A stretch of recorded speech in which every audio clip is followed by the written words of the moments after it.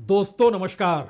सब कुछ ठीक नहीं है बीजेपी के भीतर और बीजेपी के भीतर तमाम कद्दावर नेताओं को इसका एहसास हो चला है कि बीजेपी के भीतर सब कुछ ठीक नहीं है। लेकिन सवाल तो यह है कि आखिर सब कुछ ठीक नहीं है तो इसे ठीक करेगा कौन? जिस दौर में बीजेपी अपनी रणनीति और राजनीति और सरकार को साधती है, उन तीनों परिस्थितियों में तो एक ही शख्स है, एक ही चेहरा है और उस चेहरे के खिलाफ कोई जा नहीं सकता है। लेकिन बीजेपी के भीतर अगर सब कुछ ठीक नहीं है तो क्या वाकई बीजेपी को अब ऐसे अध्यक्ष की जरूरत है जिसके आश्रय सब कुछ ठीक हो जाए? और वो अध्यक्ष कम से कम दिल्ली की मर्जी पर ना टिका हो, यानी मोदी और अमित शाह इनकी मर्जी पर ना टिका हो। लेकिन दूसरी तरफ मोदी और अमित शाह की अपनी अपनी बिसात बहुत साफ बतलाती है कि राजनीतिक सफलता चुनावी सफलता और जीत से जुड़ी हुई है। लेकिन पहली बार सारे प्रयत्न करने के बावजूद भी यह सवाल जब बड़ा हो चुका है कि इससे पहले जो भी संस्थान सर्वे करती थी 400 पार के नारे को कागजों पर उतारने की दिशा में वह बढ़ चुकी थी और उसकी पहचान अंतर्राष्ट्रीय तौर पर थी, जब वो डगमगा गई तो अब सर्वे शायद ऐसे संस्थानों से कराना होगा जो सही तस्वीर सामने रख सके। और सही तस्वीर हैरान करने वाली है बीजेपी के लिए इसलिए हैरान करने वाली है क्योंकि राजनीतिक सफलता और असफलता के बीच दिल्ली की गद्दी बीजेपी में कौन अगुवाई करेगा इस पर टिकी हुई है। यानी सफलता नहीं मिली तो संकट दिल्ली की सत्ता पर आएगा, यह हर कोई जानता है।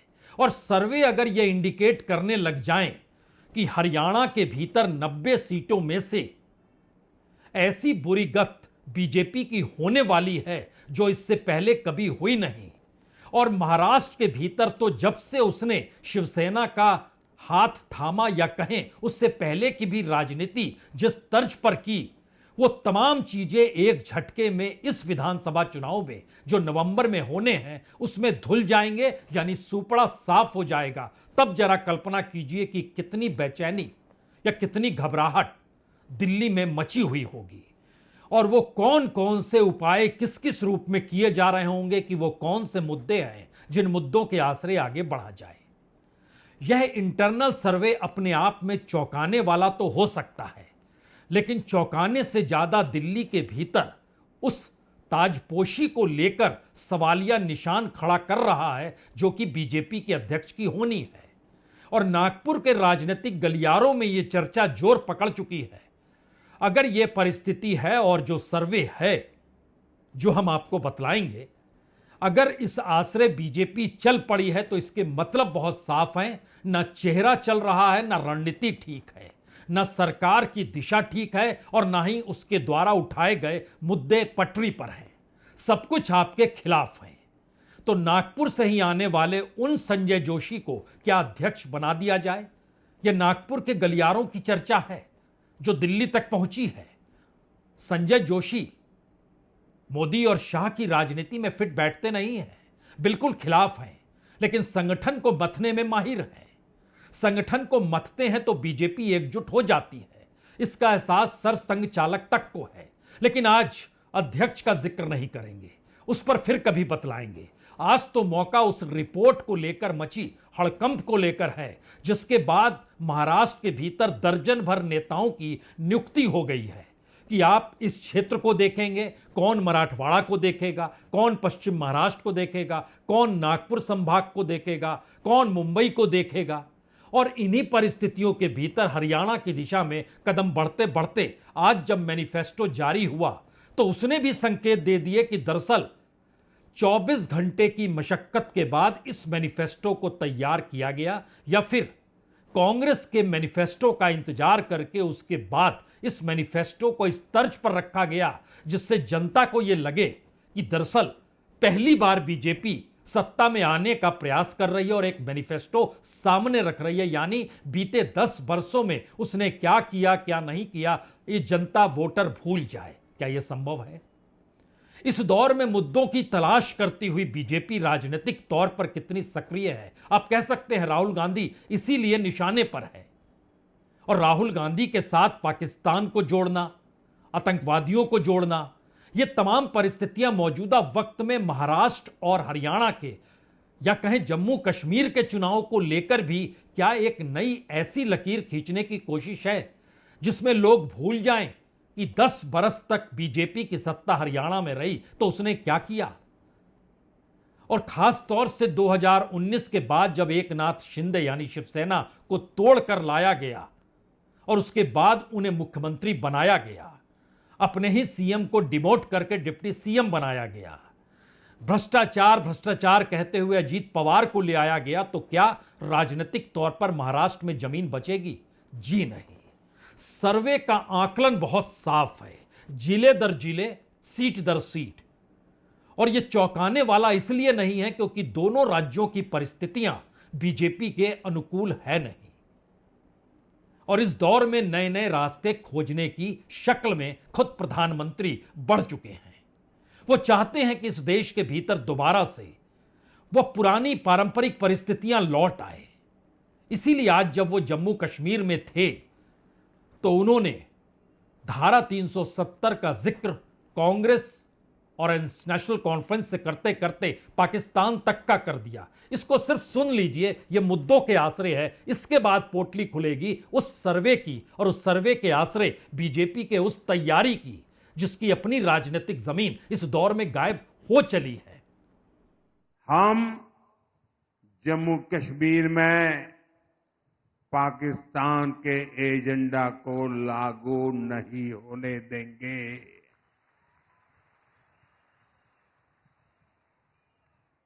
दुनिया की कोई ताकत जम्मू कश्मीर में आर्टिकल 370 की वापसी नहीं करा सकती। दरअसल प्रधानमंत्री के भाषण के एक छोटे से हिस्से को सुनाने के पीछे सोच यही है कि दरअसल आने वाले वक्त में जब वो हरियाणा में चुनाव प्रचार कर रहे होंगे, कुरुक्षेत्र में एक बार कर चुके हैं, 5 रैलियां उन्हें और करनी है, और उसके बाद जब महाराष्ट्र में करेंगे तो यह एक लकीर समाज के भीतर खिंची जानी चाहिए जिसमें एक तरफ पाकिस्तान का जिक्र होना चाहिए, इस देश के मुसलमानों और हिंदुओं का जिक्र होना चाहिए।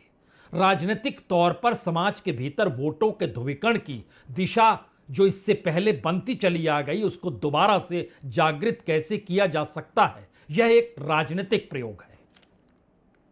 तो क्या इस दौर में बीजेपी के पास कोई मुद्दा नहीं बचा है? उसके अपने कामकाज की उपलब्धियां नहीं बची है? राजनीतिक तौर पर उसने जो भी पहल जहां भी की, क्या उसके पास वाकई कुछ नहीं है? हमने शुरू में जिक्र किया कि क्या वाकई एजेंसी तक बदल दी गई है, तो एजेंसी बदल दी गई है, और नए तरीके से जो इंटरनल सर्वे निकल कर आ रहा है जिसकी जानकारी चंद और पत्रकारों को भी लगी, और एक अंग्रेजी अखबार के पत्रकार ने बड़े ही शालीनता के साथ बतलाया कि दरअसल बीजेपी के एक नेता खुद कैसे कह रहे हैं कि इस बार तो 50 सीट भी मिलनी मुश्किल हो जाएगी महाराष्ट्र के भीतर, जो पिछली बार 105 हुआ करती थी। तो इस सर्वे के भीतर का सच बहुत साफ है। इस सर्वे के भीतर मराठवाड़ा में बीजेपी का सुपड़ा साफ है। इस सर्वे के भीतर विदर्भ में बीजेपी हाफ है। इस सर्वे के भीतर पश्चिम और उत्तर महाराष्ट्र के भीतर जो सीटें हैं वो 15, 16, 17, इससे ज्यादा दोनों जगहों पर सीट पाने की स्थिति में बीजेपी आ नहीं पा रही है। यानी पश्चिम महाराष्ट्र और उत्तर महाराष्ट्र उतनी भी सीट नहीं पा रही है। मुंबई के भीतर उसकी स्थिति नाजुक है। पहली बार वह बिना शिवसेना के मैदान में होगी तो स्थितियां वाकई नाजुक है। ठाणे और कोंकण में भी कोई अनुकूल स्थिति नहीं है। इसको अगर और बारीकी से अगर आप समझे तो 2019 में 105 सीट बीजेपी जीती। 2024 के लोकसभा चुनाव में उसने बहुत कम सांसदों को जीता, 9 सांसद जीते, लेकिन अगर उसके जरिए आप विधानसभा की सीटों पर जाएंगे तो 83 सीटें बीजेपी विधानसभा क्षेत्रों में आगे रही। आप कह सकते हैं कि 83 सीटों पर आगे थी तो 83 सीटें तो जीत ही सकती। अगर आप लोकसभा चुनाव के अक्स तले विधानसभा को देखें जो नवंबर के महीने में होने हैं, सर्वे ने इस पर टिप्पणी की। उसने कहा जी नहीं, ऐसा संभव नहीं है, और उसने बहुत शालीनता के साथ बताया कि जो 83 सीट थी उसमें मराठवाड़ा के भीतर की स्थिति 7 सीटों पर थी, जो कि अब चुनाव हो जाए तो 0 पर आ जाएगी। लोकसभा और विधानसभा के भीतर खड़े हो जाइए, तब का हम जिक्र कर रहे हैं। लोक उस समय 18 सीटें थी लोकसभा के दायरे में। विदर्भ में जो एक झटके में कम होते होते अब 12 तक पहुंचेगी। विधानसभा के भीतर उस दौर को याद कीजिएगा तो वहां 26 से ज्यादा सीटें हुआ करती थी। यह तो लोकसभा की सीटों के अक्सतले हम बतला रहे हैं। लोकसभा की सीट को बेस बनाया गया इस सर्वे के जरिए। पश्चिम महाराष्ट्र में 16 सीट लोकसभा के तहत विधानसभा में आगे बढ़त दिखाई दी, जो कि पश्चिम महाराष्ट्र में 3 से 4 सीट और कम हो रही है। उत्तर महाराष्ट्र में 17 सीटें थी जो और कम होकर 12-14 सीट के बीच आ रही है। मुंबई के भीतर 11 सीट थी जो कम कर 7 दिखाई दे रही है। ठाणे कोंकण के भीतर 14 सीट थी जो 12 सीटों पर आ रही है। जी नहीं, यह सर्वे का एक पहला चैप्टर भर है। हकीकत क्या है? हकीकत यह है कि अगर आप अलग अलग प्रांतों के भीतर इस सर्वे के जरिए चीजों को परखेंगे तो बीजेपी की अपनी राजनीति जो उसने महाराष्ट्र के भीतर खड़ी की, वह बिना शिवसेना के, खास तौर से मुंबई सिटी, मुंबई सबअर्बन, ठाणे का इलाका और रायगढ़ के इलाके में उसका सुपड़ा साफ होने की परिस्थिति में वो आकर टिक जाएगी। यहां 61 में से 26 सीटें उसने जीती थी, लेकिन यह एक झटके में अगर आपको कहे कि यहां 13-14 ही सीट वो जीत पाएगी तो आपको भरोसा नहीं होगा, किसी को नहीं होगा। ऐसा कैसे संभव है? क्योंकि ठाणे में से 18 में से 8 सीटें जीती थी। लेकिन सर्वे बतलाता है कि उल्लासनगर का इलाका हो, कल्याण ईस्ट का इलाका हो, डोंबिवली का इलाका हो, ठाणे बेलापुर का इलाका हो, भिवंडी वेस्ट का इलाका हो, बड़ी कमजोर हो गई है बीजेपी। और इस कमजोरी के बदले एवज में क्या करना है यह आपको हम बतलाएंगे। लेकिन उससे पहले मुंबई सबअर्बन का इलाका, जहां पे उसने 12 सीटें जीती थी, उसके भीतर भी दहिसर का इलाका है, मुलुंड का इलाका है, कांदेवली ईस्ट है, अंधेरी वेस्ट है, घाटकोपर वेस्ट और ईस्ट दोनों है, चारकोप है, गिरगांव है, विले पार्ले है, बोरीवली है। यहां पर उसकी स्थिति नाजुक है। कोई बहुत मजबूत के साथ ही वो नहीं खड़ी, वो नाजुक है क्योंकि उद्धव ठाकरे की शिवसेना साथ नहीं है, या बाला साहब ठाकरे ने जो अलग अलग शिव सैनिकों के जरिए वहां पर चीजें क्रिएट की, वह पूरा का पूरा मुंबई का सब अर्बन का इलाका डामाडोल हो गया बीजेपी के लिए। और मुंबई शहर के भीतर भी जो 4 सीटें उसके पास थी, कोलाबा, मालाबार हिल, वडाला और सायन, यहां पर कम से कम जो बड़े मिजाज वाला इलाका है, रईसों का इलाका है, कोलाबा और मालाबीर हिल में, वहां पर भी लोग कह रहे हैं कौन सी नीति दिल्ली से चल के निकल कर आ रही है जिसके आसरे मुश्किल हो जाती है। यह सवाल अगर मुंबई सिटी में है और उससे सटे हुए रायगढ़ में अगर चले जाइएगा तो वहां खास तौर से पेन और पनवेल के इलाके में मुश्किल है, जहां पर वो पिछली बार जीती थी। यानी बिना शिवसेना या उद्धव ठाकरे या बाला साहब ठाकरे की पहचान के बगैर एकनाथ शिंदे के आसरे यहां नहीं काम चलेगा। यह मैसेज बहुत साफ है सर्वे के भीतर का। और इससे जैसे ही आप मराठवाड़ा की दिशा में बढ़ेंगे तो मराठवाड़ा में पिछली बार तो 8 सीटें जीत ली थी, लेकिन इस बार हर जगह मुश्किल है। वो हिंगोली का इलाका हो, नांदेड़ का इलाका हो, परभणी का इलाका हो, जालना का इलाका हो, संभाजी नगर यानी औरंगाबाद का इलाका हो जहां 2 सीट जीती थी, वहां पर भी मुश्किल हो गई है। इस सर्वे के भीतर की परेशानी विदर्भ के इलाके को लेकर भी है। और इस सर्वे में इस बात का जिक्र जब किया गया कि खास तौर से नागपुर में जो उन्होंने 12 में से 6 सीटें जीती थी, उसमें बड़ी बात तो यह है खुद देवेंद्र फडणवीस नागपुर साउथ वेस्ट से जो लड़े थे, वहां पर पिछली बार की तुलना में इस बार नितिन गडकरी को कम वोट मिले। जो तुलनात्मक तौर पे देखेंगे तो क्या देवेंद्र फडणवीस भी कहीं ना कहीं ऐसी परिस्थिति में आकर खड़े हैं जहां पर यह कोई कह सकता है कि वो कहीं हार ना जाए? ऐसा होगा नहीं। आखिर डिप्टी सीएम है, इससे पहले सीएम रह चुके हैं, एक छोटे से इलाके में प्रभाव तो रखना ही पड़ेगा। लेकिन सवाल फिर वही है, उनके इलाके में वोट ज्यादा गडकरी को नहीं मिले थे, यह बात जहन में रखिएगा। और उसके बाद Nagpur south, Nagpur east, Nagpur central और कामठी का इलाका, हिंगना का इलाका, इन जगहों की परिस्थिति को भी देखिएगा तो बीजेपी के सामने एक मुश्किल सवाल है कि राजनीतिक तौर पर नागपुर जैसी जगह में वो अपनी राजनीतिक जमीन क्यों खो रही है। और अगर पूरे विदर्भ के भीतर जाइएगा तो जैसे गढ़चिरौली का इलाका जो आदिवासी बहुल इलाका है, वहां पर आरमोरी और गढ़चिरौली की ही सीट जो बाकायदा पिछली बार बीजेपी ने जीती थी, वहां के ट्राइबल्स के भीतर भी यह सवाल है कि बीजेपी इस बार नहीं, तब आप क्या करेंगे? मुनगंटीवार जो चंद्रपुर से आते हैं, बल्लारपुर से पिछली बार जीते थे, वह चुनाव जीत जाएंगे, लेकिन चिमूर की सीट कौन बचा पाएगा जो उससे सटी हुई सीट है? अकोला में से 5 में से 3 सीट जीते, बुल्ढाना में 7 में 3 सीट जीते थे। यहां पर स्थिति यह है कि 1-2 सीट गंवाने की स्थिति में है, जो इस सर्वे की रिपोर्ट है। और यवतमाल के भीतर सबसे ज्यादा 7 में से 5 सीट जीते, लेकिन यहां सिर्फ 2 सीटों पर बीजेपी मजबूत उसमें दिखाई दे रही है। यानी यवतमाल भी खिसक रहा है क्या, जहां पर पिछली बार सबसे मजबूत थी। इसके अलावे गोंदिया, भंडारा में तो पिछली बार भी बीजेपी नहीं कम से कम एक भी सीट जीत पाई थी। गोंदिया में 1 सीट जीती थी, इस बार वो अभी गया। अगर इस सर्वे की जमीन पर आप खड़े हैं तो, और इस परिस्थिति में वर्धा, अमरावती की भी स्थिति अनुकूल नहीं है। वर्धा में हालांकि 4 में से 3 सीट जीत गई थी, लेकिन इस बार 2 सीट पर संघर्ष है। यह मैसेज इतना बड़ा है कि पहली बार अपने तौर पर बीजेपी ने समझा और दर्जनों नेताओं को महाराष्ट्र में लगा दिया। महाराष्ट्र के भीतर आज की तारीख में वहां पर हालांकि इलेक्शन इंचार्ज भूपेंद्र यादव हैं। एक किताब हमारे पीछे पड़ी हुई है, राइज ऑफ बीजेपी, जो भूपेंद्र यादव ने भी लिखी है, वो को ऑथर है उसमें। उन्होंने बताया है बीजेपी कैसे आगे बढ़ती और वो इस दौर में महाराष्ट्र की राजनीतिक परिस्थितियों को समझते हुए कैसे चीजों को संभालेंगे, ये सवाल है। तो उसमें तय किया गया कि कम से कम जिले दर जिले अब सीनियर लीडर्स को लगाया जाए। भूपेंद्र यादव इलेक्शन इंचार्ज हैं, उनके साथ को इंचार्ज अश्वनी वैष्णव हैं। अश्वनी वैष्णव को इसलिए भेजा गया क्योंकि मध्य प्रदेश में इससे पहले उन्होंने कमाल किया था। लेकिन ध्यान दीजिए, नागपुर रीजन दे दिया गया कैलाश सत्यार्थी को, यवतमाल और वर्धा दे दिया गया प्रहलाद पटेल को, भंडारा और गोंदिया दे दिया गया नरोत्तम मिश्रा को, पुणे और पश्चिम महाराष्ट्र का हिस्सा दिया गया सीटी रवि को, जो नेशनल सेक्रेटरी हैं अरविंद मोहन, उनको औरंगाबाद, संभाजी नगर वो सौंपा गया। अमित ठक्कर हैं, गुजरात के विधायक हैं, उनको नासिक दे दिया गया। अनिल जैन जो बीजेपी के लीडर हैं, उनको अहमदनगर दे दिया गया। और एक स्ट्रेटजी बनाई गई कि दरअसल सीएम का चेहरा एक नहीं 3 है, फडणवीस नहीं है, एकनाथ शिंदे नहीं, अजीत पवार नहीं है, तीनों ही हैं चेहरे।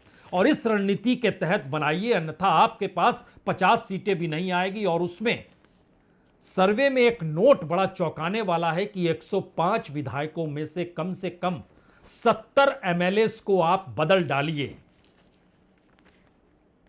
यानी बिल्कुल नए चेहरे के साथ आइए और बताइए कि यह वह बीजेपी है ही नहीं जो बीजेपी सत्ता में थी। ये तो बिल्कुल नई बीजेपी है। और यह भी समझ लीजिए इस दौर में कि अपने तौर पर बहुत कुछ गंवाया है बीजेपी ने। बरस दर बरस की परिस्थिति देखिएगा, 100 के पार हमेशा रही। इस बार हाफ सेंचुरी भी लगा पाएगी, यह भी मुश्किल। और 70 से ज्यादा एमएलए अगर बदलेंगे तो क्या विद्रोह उठेगा, और जब बगावत होगी तो क्या वो विपक्ष में चले जाएंगे। 15 नेता इस दौर में एनसीपी में शामिल हो चुके हैं शरद पवार की मौजूदगी में। अलग अलग हिस्सों से, पश्चिम महाराष्ट्र खासतौर से बड़ा हिस्सा है। इस दौर की राजनीति क्या वाकई महाराष्ट्र और हरियाणा की डिगाने वाली है? क्योंकि महाराष्ट्र में तो अभी नवंबर में चुनाव होंगे, चुनाव हरियाणा में हो रहे हैं। और हरियाणा की राजनीतिक पहचान वहां के अग्निवीरों के जरिए भी है, यानी सेना में शामिल होने वाले युवाओं के जरिए भी है। और जरा कल्पना कीजिए, जो हरियाणा में सेना में शामिल होने वालों की संख्या 8, 9, 10 हजार होती थी, आज की तारीख में वो हर साल घटकर 700, 800, 850, 870 तक पहुंची है। ये स्थिति है। और जो ऐलान देश में नहीं कर पाए वो हरियाणा में किया जा रहा है इन्हीं अग्निवीरों को लेकर, जैसे खुद गृह मंत्री अमित शाह ने कहा, हरियाणा के एक भी अग्निवीर को वहां से अगर वापस आना पड़ता है तो नौकरी के बगैर का नहीं रहेगा। इसकी जिम्मेदारी भारतीय जनता पार्टी की है। हमारी टीम ने जानकारी दी कि दरअसल हरियाणा के भीतर अगर आप एवरेज निकालिएगा हर बरस सेना में कितने लोग जाते रहे हैं, तो वो एवरेज लगभग 5768 निकलता है। लेकिन इस दौर में जब से अग्निवीर लागू हुआ है उसके बाद जो एवरेज निकलता है वो लगभग 825 का निकलता है, जो एवरेज है। इतनी बड़ी तादाद में उसके बाद खुद गृह मंत्री कह रहे हैं कि आपको सरकारी नौकरी मिलेगी, तो यह देश भर में ऐलान क्यों नहीं हो गया? 500 रुपए का सिलेंडर मिलेगा तो यह देश भर में ऐलान क्यों नहीं हो गया? दरअसल सर्वे ने बतलाया है कि हरियाणा के भीतर जैसे महाराष्ट्र में आप 50 का आंकड़ा छू पाएं या ना छू पाएं मुश्किल है, 70 विधायकों को बदल दीजिए। यही परिस्थिति कमोवेश हरियाणा के भीतर है कि आप 20 का आंकड़ा छू पाएंगे या नहीं छू पाएंगे। और राजनीतिक तौर पर आपने चाहे नए चेहरों को उतारा है, 35 से ज्यादा नए चेहरे मैदान में हैं, अलग अलग पार्टियों से आए हुए चेहरे हैं, परिवार के लोगों को आपने जगह दे दी, स्पेस दे दिया, लेकिन उन सब के बावजूद भी स्थिति आपके अनुकूल नहीं है। स्थिति अनुकूल बनाने के लिए क्या आपको अपने सहयोगियों को आगे बढ़ाना होगा या फिर कुछ को सहयोगी बना लेना होगा, जैसे गोपाल कांडा को आपने उनके लिए अपने कैंडिडेट को वापस ले लिया। यानी एक तरह से यह आत्मसमर्पण की स्थिति है। और शायद यही वजह है कि आज जो मैनिफेस्टो जारी किया गया, हम उस हिस्से पर आए, उसके असल दर्द को पकड़ें उससे पहले एक चीज जान लीजिए, क्योंकि सर्वे इस बात को बताने से चूक नहीं रहा है कि फरीदाबाद में पिछली बार आपने, फरीदाबाद डिवीजन में आपने 12 में से 7 सीटें जीती थी। इस बार आप 3 सीट जीत पाएंगे। नू, पलवल और फरीदाबाद 3 इलाके आते हैं, लेकिन फरीदाबाद से हटकर नू में तो एक भी सीट नहीं जीत पाएंगे। पलवल में शायद एक जीत जाएं। गुड़गांव में 11 में से 8 सीट पिछली बार आपने जीती थी, लेकिन इस बार रेवाड़ी और महेंद्रनगर में कहीं आप साफ ना हो जाएं। स्थितियां इतनी नाजुक है। हिसार में पिछली बार हिसार डिवीजन जो है 20 में से 6 सीट जीती थी, लेकिन इस बार सिरसा, जिंद, फतेहाबाद और हिसार चारों जगहों स्थिति बड़ी नाजुक हो चली है और पता नहीं यहां एक भी सीट आपको मिल पाए या नहीं मिल पाए या 1-2 सीट मिल पाए। रोहतक में तो आपका सुपड़ा साहब पिछली बार भी हो गया था, इस बार भी हो जाएगा, क्योंकि चरखी दादरी, रोहतक, झज्जर और सोनीपत, भिवानी, इन जगहों पर लाज बचेगी तो वो भिवानी बचाएगी, बाकी जगहों पर मुश्किल है, आपके लिए बहुत मुश्किल है। करनाल के इलाके में जो करनाल, पानीपत, कैथल आता है, यहां पर भूल जाइए, किसी तरीके से पानीपत और कैथल में कुछ स्थिति बच सकती है, क्योंकि करनाल की 13 में से 7 सीटें पिछली बार जीते थे। इस बार यह आंकड़ा कम से कम रहेगा तो 2 रहेगा, ज्यादा से ज्यादा रहेगा तो 4 रहेगा। ये सर्वे अगर बतला रहा है इंटरनली तो चीजें हैरान। अंबाला डिवीजन के भीतर पिछली बार आपने 14 में से 7 सीटें जीती थी, उसके दायरे में पंचकुला, वहां पर परेशानी है लोगों को। अंबाला, कुरुक्षेत्र, यमुनानगर, तमाम जगहों पर परेशानी है। और एक बड़ी बात यह है, दोनों जगहों को लेकर एक बात बताएं कि दरअसल महाराष्ट्र के भीतर भी जो रियल एस्टेट का पूरा धंधा है और हरियाणा के भीतर भी जो रियल एस्टेट का धंधा है या बिजनेस है या मॉडल है, उस पर सत्ता ने कब्जा कर लिया और जो उनके साथ है उन्हीं के अनुकूल परिस्थितियां बनाई गई। इसीलिए वहां पर अगर एकनाथ शिंदे और उनके करीबियों ने रियल एस्टेट पे किया है तो वो पूरी फंडिंग रियल एस्टेट वाले विपक्ष को कर रहे हैं, यानी बीजेपी के विपक्ष वालों को कर रहे हैं। इसी तर्ज पर हरियाणा के भीतर का ये संकट है, वही जमीन, वही सब कुछ और वही अवैध खनन जो अरावली की पहाड़ियों के तले होते हैं, जो गुरुग्राम का इलाका है।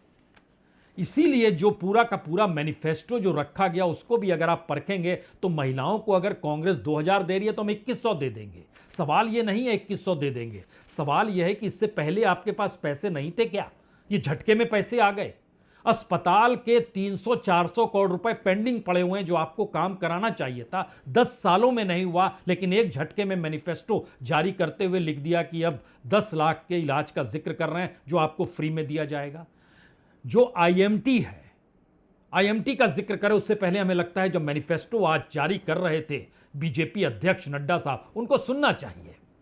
हमारा संकल्प है, यह हमारा कमिटमेंट है कि भारतीय जनता पार्टी की सरकार समयबद्ध तरीके से अगली बार जब आपके पास आएगी तो इन सारे वायदों को पूरा करके आएगी। इस बात को हम ध्यान में रख करके चलें और इसीलिए हम लोगों ने तय किया है कि सभी महिलाओं को लाडो लक्ष्मी योजना के तहत वित्तीय सहायता प्रदान करने के लिए प्रति माह 2100 रुपए का 2100 रुपए का सहायता प्रदान की जाएगी।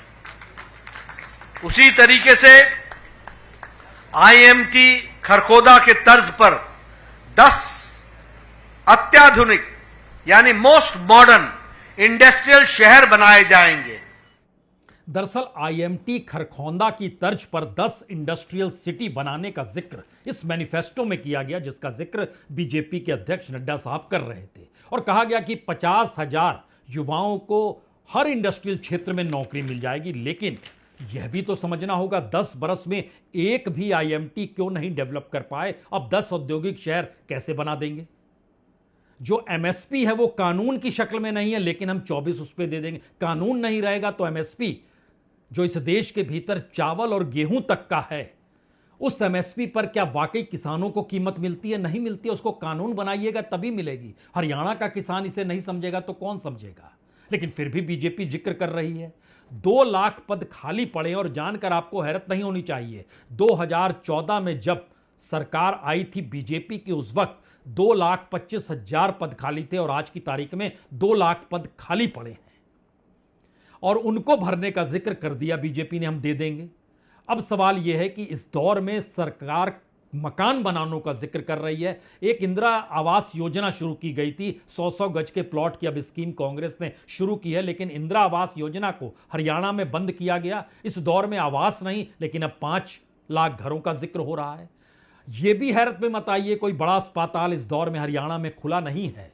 लगभग 14,000 डॉक्टर कम है, 10,000 से ज्यादा नर्स और बाकी स्टाफ कम है, लेकिन इन सबके बावजूद भी हेल्थ सेक्टर को लेकर दावे हो रहे हैं। और सिलेंडर 500 रुपए में देंगे तो पूरे देश में क्यों नहीं देते हैं, जैसे अग्निवीर को लेकर आपने कहा। इसी तर्ज पर आइएगा तो एक भी रेलवे लाइन इस दौर में हरियाणा में बनी नहीं है। लेकिन बड़ी मुसीबत तो यह है कि जो क्रीमी लेयर था, जिसको लेकर विपक्ष एकजुट हुआ सुप्रीम कोर्ट के फैसले के बाद, उस क्रीमी लेयर का जो मापदंड 8 लाख था हरियाणा में उसको कम किया गया, 6 लाख ले आया गया। कांग्रेस ने अपने मैनिफेस्टो में बढ़ा दिया और उसको 10 लाख कर दिया। अब कह रहे हैं कि हम अपने तौर पर चीजों को जिस तरीके से करेंगे उसमें पिछड़ों को पनाह देंगे। लेकिन ये सारे सवाल किस रूप में चलते हैं, और खास तौर से युवाओं के सामने सिर्फ बेरोजगारी का संकट नहीं है। जानकर हैरत नहीं हो, जब 2014 में मेडिकल कॉलेज में जो फीस थी वो 1 लाख थी, आज वो 40 लाख है, यानी 40 गुना बढ़ गया। इस दौर में यूनिवर्सिटीज का जो फंड था वो बंद कर दिया गया। मुद्रा योजना का पैसा कहां जाता है कोई नहीं जानता है। तो ऐसे में युवाओं को जो आप पैसा देने का जिक्र कर रहे हैं उन सबका क्या होगा।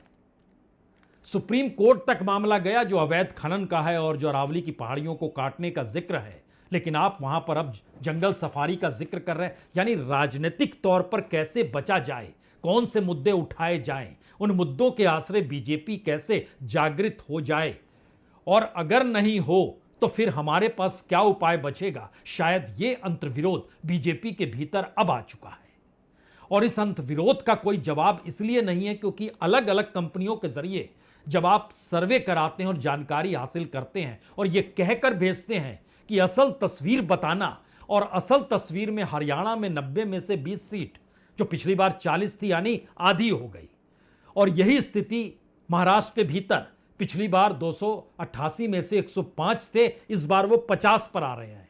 कमोवेश एक सीधी लकीर है बीजेपी को लेकर कि आपने इस दौर में जो भी राजनीति साधी उसमें जनता आपको हाफ करने की तैयारी कर चुकी है। और इसीलिए बार बार सवाल उठता है, 400 पार कर रहे थे, इस बार तो 200 ही आना था, पता नहीं कहां से चीजें मैनेज हो गई, 240 तक आप पहुंच गए। यानी राजनीतिक तौर पर बीजेपी का संकट 3 स्तर पर है। पहला स्तर चुनावी हार को लेकर है, उससे कैसे निजात पाएं। दूसरा स्थिति इस दौर में वो कौन सा मुद्दा है जिसको उठाएं और बीजेपी एक क्षण के लिए लगे कि हां उस धड़कन बाकी है।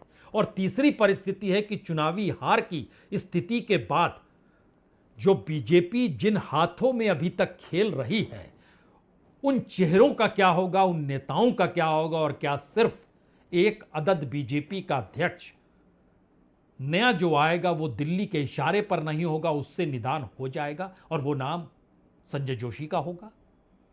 इन सवालों से जूझती हुई बीजेपी के भीतर आज की तारीख में उन तमाम विधायकों के सामने जो महाराष्ट्र में है और जो हरियाणा में खड़े हैं, सभी की धड़कन सर्वे ने बढ़ा रखी है।